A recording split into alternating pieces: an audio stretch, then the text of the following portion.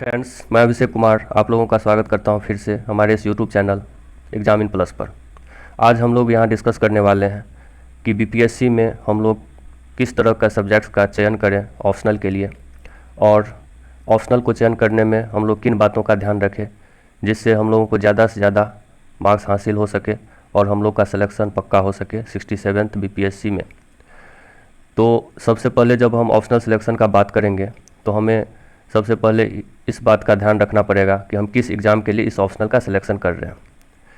तो हम ये देखेंगे कि हम स्टेट पीएससी के लिए ऑप्शनल का सिलेक्शन करना चाहते हैं या यूपीएससी के लिए या फिर दोनों के लिए। कुछ स्टूडेंट्स दोनों का प्रिपरेशन करते हैं, तो उस तरह से एक ऑप्शनल का ऐसा सिलेक्शन करें जो दोनों एग्ज़ाम्स के लिए लाभकारी हो। एक मैं अलग वीडियो बनाऊंगा इस पर कि यूपीएससी के ऑप्शनल में और स्टेट पीएससी के ऑप्शनल में क्या अंतर है, उसके मार्किंग सिस्टम में क्या अंतर है, जिससे आप लोगों को और इस बात का क्लियर हो सके। तो आते हैं इस वीडियो पर। तो दूसरा हमारा पैरामीटर्स है कि किन पैरामीटर्स पे हम ऑप्शनल का सिलेक्शन करें किसी स्टेट पीएससी के लिए या बीपीएससी के लिए। मैं यहाँ पे बात बीपीएससी के संदर्भ में ही कर रहा हूँ। तो आगे चलते हैं। तो हम लोग यहाँ देखेंगे कि हम कैसे करें चयन किसी ऑप्शनल का, तो उसका क्या क्या पैरामीटर्स होना चाहिए ऑप्शनल के सिलेक्शन का। तो जो सबसे इम्पोर्टेंट बात है किसी ऑप्शनल को चुनने का वो है इंटरेस्ट। हमें किन सब्जेक्ट्स में इंटरेस्ट होता है, किस तरह के सब्जेक्ट पढ़ने में हमें बहुत रुचि होगा, तो वही सब्जेक्ट हमको चयन करना चाहिए जिसमें हमें बहुत अच्छा इंटरेस्ट हो। क्योंकि ये एक लॉन्ग प्रोसेस है जिसमें हम साल 2 साल टाइम देते हैं, तो अगर हमें इंटरेस्ट नहीं होगा तो हम उसको डीपली नहीं पढ़ पाएंगे। और ऑप्शनल एक ऐसा सब्जेक्ट है जिसे डीपली पढ़ना पड़ता है। और अगर हम 64th बीपीएससी का अगर रिजल्ट देखें तो सबसे निर्णायक ऑप्शनल का मार्क्स ही था। तो ऑप्शनल का चयन बहुत ज़रूरी हो जाता है कि सही चयन कैसा हो। तो पहला हम इंटरेस्ट देखते हैं कि हमें किस सब्जेक्ट्स में रुचि है, तो उन सब्जेक्ट्स को शॉर्ट लिस्ट कर लेंगे जिसमें रुचि है, और उसमें देखेंगे फिर प्रीवियस ईयर क्वेश्चंस एंड और सिलेबस। तो सिलेबस देखेंगे और प्रीवियस ईयर क्वेश्चन देखेंगे कि किस तरह के पूछे गए हैं, उससे हम पता कर सकते हैं कि हमें किस तरह के सब्जेक्ट्स में रुचि है। दूसरा हम देखेंगे, दूसरा पॉइंट है स्कोरिंग है कि नहीं, कोई भी सब्जेक्ट स्कोरिंग है कि नहीं। ये देखने के लिए हम पिछले 2-3 फाइनल रिजल्ट्स को देखेंगे कि किस सब्जेक्ट में कितना स्कोर आ रहा है। कुछ सब्जेक्ट ऐसा हो सकता है जिसमें कि बहुत ज़्यादा पढ़ने के बावजूद भी कम मार्क्स आए, और कुछ सब्जेक्ट ऐसा हो सकता है कि अच्छा मार्क्स आए, क्योंकि बीपीएससी में स्केलिंग नहीं होता है। तो जैसे इस बार हम देख सकते हैं कि मैथ्स में बहुत अच्छा मार्क्स आया, तो बहुत सारे बच्चों का मैथ्स के कारण बहुत अच्छा रैंक आया और उनको बहुत अच्छा पोस्ट मिला है। तो अंकदायी सब्जेक्ट्स का हम चयन करेंगे जिसमें हमको ज़्यादा अंक मिले। लेकिन साथ ही हम ये भी देखेंगे कुछ सब्जेक्ट ऐसे हैं जो अंकदायी तो हैं बट उनको पढ़ने में बहुत सारे लोग नहीं पढ़ सकते। अगर कोई आर्ट्स के स्टूडेंट हैं तो वो मैथ्स नहीं पढ़ सकता है और उसको बहुत मुश्किल हो सकता है पढ़ने में।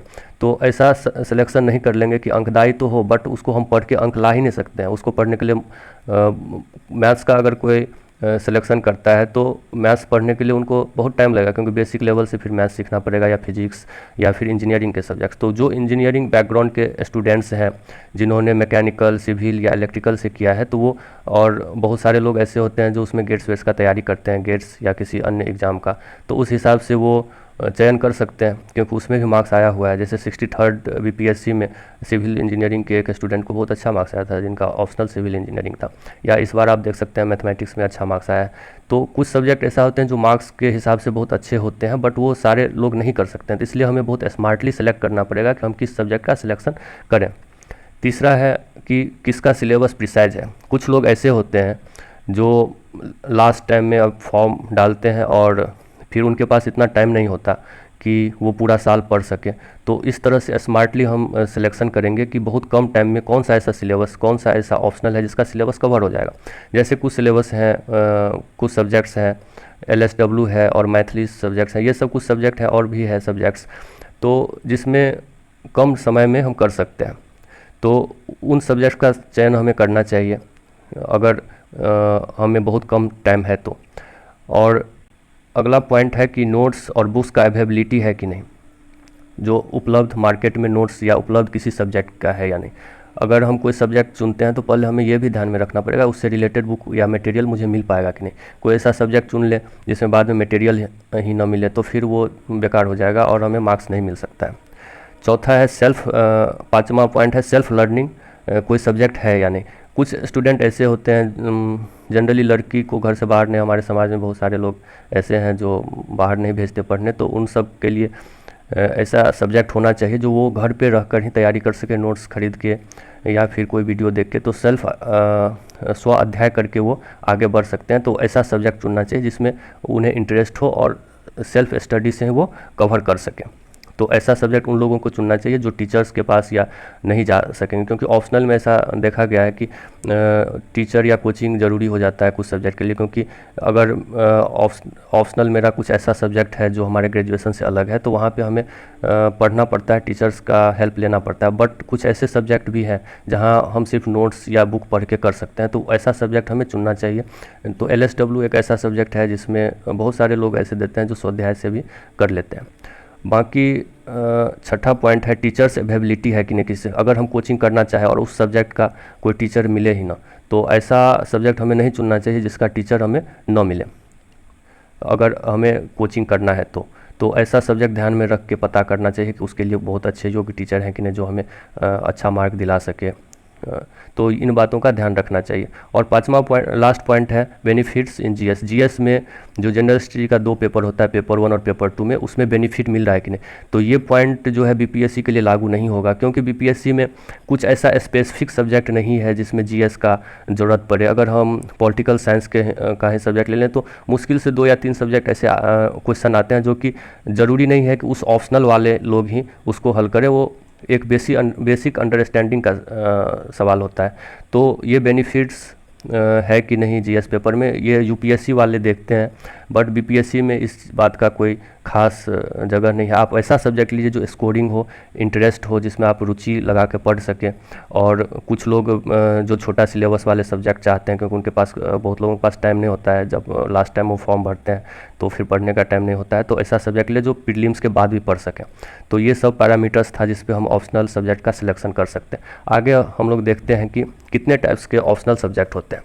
तो पहला अगर हम देखेंगे तो साइंस बैकग्राउंड के कुछ सब्जेक्ट्स होते हैं, दूसरा लैंग्वेज और लिटरेचर बैकग्राउंड के होते हैं, और तीसरा ह्यूमैनिटीज सब्जेक्ट्स होते हैं।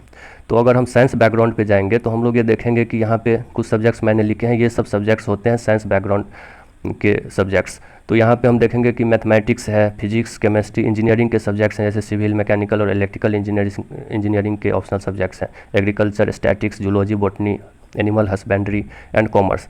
तो इस बार का रिजल्ट तो मैथमेटिक्स का बहुत अच्छा है। कुछ सब्जेक्ट्स ऐसे हैं जिसमें अच्छा मार्क्स आ सकता है अगर हम उसको शिद्दत से पढ़ें तो मैथमेटिक्स में मार्क्स अच्छा आया है। फिजिक्स, केमिस्ट्री में भी मैंने इस बार देखा है कि अच्छा मार्क्स आया है, 198, 196 ऐसा मार्क्स मैंने देखा है।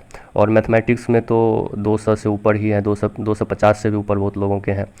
तो आप स्मार्टली चूज़ कर सकते हैं कि आप इन सब्जेक्ट को कंफर्टेबली पढ़ सकते हैं कि नहीं। और इन सब्जेक्ट्स का पहले सिलेबस देखेंगे, और सिलेबस देखने के साथ ही इसका प्रीवियस ईयर का क्वेश्चंस देखेंगे। और सिलेबस में हम लोग देखेंगे कि जो सिलेबस है उसका हमें मटेरियल मिल पाएगा कि नहीं, या फिर हमें कोचिंग अगर लेना है तो कोई टीचर मिल पाएगा कि नहीं कि वो सिलेबस कंप्लीट करवा दे, और एक लिमिटेड टाइम पीरियड में कंप्लीट हो जाए। ऐसा ना हो कि एक बर्डन हो जाए कि मैथ हम लोगों ने ले लिया और मैथ में न टीचर मिल पाया और न खुद से कर पाए, तो एक बर्डन हो जाएगा। तो ऐसा नहीं होना चाहिए। तो बहुत स्मार्टली हमको चूज़ करना है, तो फिर उल्टा पड़ जाएगा अगर हम मैथ लेते हैं ये सोच के कि हम बहुत स्कोर अच्छा करेंगे और उसमें ठीक से पढ़ने पाए, तो उसके कारण हमारा जीएस पेपर 1 पेपर 2 है वो भी अफेक्टेड होगा। तो इस तरह के चीज़ों को देख के हमें बहुत स्मार्टली चूज़ करना है कि अगर हम मैथ लेना चाहते हैं तो हम पूरा श्योर होना चाहिए पहले कि हम मैथ के लिए कैपेबल हैं कि वो कर पाएंगे, या फिजिक्स के लिए कैपेबल हैं कि कर पाएंगे। तो आगे हम लोग देखते हैं जो लैंग्वेज एंड लिटरेचर के सब्जेक्ट हैं। लैंग्वेज और लिटरेचर के जो सब्जेक्ट्स होते हैं, जैसे हिंदी, मैथिली, संस्कृत या Pali, Urdu, Persian, Arabic and Bangla हो गया, तो इसमें ज़्यादातर लोग हिंदी, मैथिली और संस्कृत के होते हैं। तो हिंदी एक बहुत फेमस सब्जेक्ट है इस बीपीएससी के लिए, और मैथिली भी है। तो कोई लोग ये सोच के मैथिली ना ले लें कि वो कर लेंगे, या फिर हिंदी ना ले, इंटरेस्ट हो तभी लेना चाहिए। ऐसे बिना इंटरेस्ट का ना लें, क्योंकि जितने भी मैंने लैंग्वेज सब्जेक्ट और या ह्यूमैनिटीज़ के सब्जेक्ट देखे हैं तो सब में एक तरह के ही मार्क्स हैं, लगभग एवरेज मार्क्स सबका एक जैसा है, 170 180 इस तरह का है।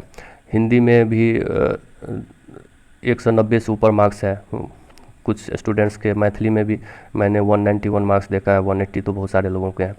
और बाकी पाली का बात है तो पाली सब्जेक्ट में आपको नोट्स अगर मिलता है या टीचर्स मिलता है तो ये बात ध्यान में रखना चाहिए कि अगर टीचर या नोट्स हम लोगों को आसानी से मिल जाता है और हमको इंटरेस्ट है तो रख सकते हैं।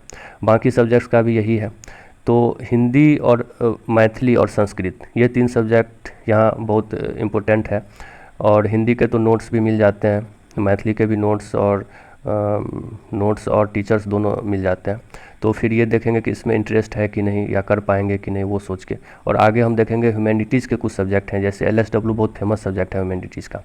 और उसके बाद पब्लिक एडमिनिस्ट्रेशन है, फिर हिस्ट्री है। हिस्ट्री सब्जेक्ट एक ऐसा सब्जेक्ट है जो आपको प्रीलिम्स में बहुत मदद कर सकता है। तो हिस्ट्री से लगभग 40 क्वेश्चन आते हैं प्रीलिम्स में हर साल। तो अगर आप ऑप्शनल में हिस्ट्री लेते हैं तो एक अच्छा पकड़ आपको बनेगा, तो आप प्रीलिम्स में भी ठीक ठाक प्रदर्शन कर सकते हैं। और हिस्ट्री में भी एक एवरेज वही 180 190 180 मार्क्स एवरेज होगा, 170 180 मार्क्स है। और पॉलिटिकल साइंस और सोशोलॉजी, ज्योग्राफी, एंथ्रोपोलॉजी, इकोनॉमिक्स, इन सब्जेक्ट का सारे सब्जेक्ट का जो है सब्जेक्ट का जो एवरेज मार्क है एक जैसा ही है। तो इन सारे सब्जेक्ट्स में हमको ये चयन करना पड़ेगा कि कौन से सब्जेक्ट ऐसा है जिसमें हमें बहुत इंटरेस्ट है, जिसमें हम अच्छा स्कोर कर सकते हैं। तो इन बातों को ध्यान में रखते हुए आप लोग एक स्मार्टली चयन कीजिए किसी ऐसा सब्जेक्ट का, क्योंकि जो मेंस का मार्क्स होता है वही सबसे ज़्यादा मायने रखता है, क्योंकि 900 मार्क्स होता है मेंस का, जिसमें 300 मार्क्स जो है आपको ऑप्शनल सब्जेक्ट का है। और आप अगर जीएस पेपर 1 और जीएस पेपर 2 का देखेंगे तो लगभग एवरेज मार्क्स सारे स्टूडेंट का होता है, 160 170 एवरेज मार्क जीएस 1 का और 140 इस बार आप लोगों ने देखा होगा कि जीएस 2 का है। तो उसमें लगभग एवरेज होता है, ज़्यादा अंतर नहीं होता है। जो अंतर आप लोगों को दिखेगा वो दिखेगा आपको ऑप्शनल सब्जेक्ट। तो ऑप्शनल सब्जेक्ट सबसे ज़्यादा अहम हो जाता है किस बीपीएससी के चयन में या फिर रैंक इम्प्रूवमेंट के लिए। आप अगर रैंक बहुत अच्छा लाना चाहते हैं तो आपको ऑप्शनल में बहुत अच्छा करना पड़ेगा। और बहुत लोगों का देखा गया है कि इंटरव्यू में बहुत कम मार्क्स आ जाता है, तो उस सेफ साइड रखने के लिए आपको ऑप्शनल एक ऐसा चुनना पड़ेगा जिसमें आप अच्छा मार्क्स ला सकते हैं। तो इन बातों को आप ध्यान में रखते हुए एक अच्छा चयन कीजिए ऑप्शनल का, और इस तरह से आप अच्छा मार्क्स ला सकते हैं। ठीक है, धन्यवाद। आगे इस तरह से मैं वीडियो बनाता रहूँगा। और जो भी आपको परेशानी हो ऑप्शनल चयन के लिए तो आप हमें कमेंट कर सकते हैं, मैं कोशिश करूँगा कि उसका जवाब दूँ।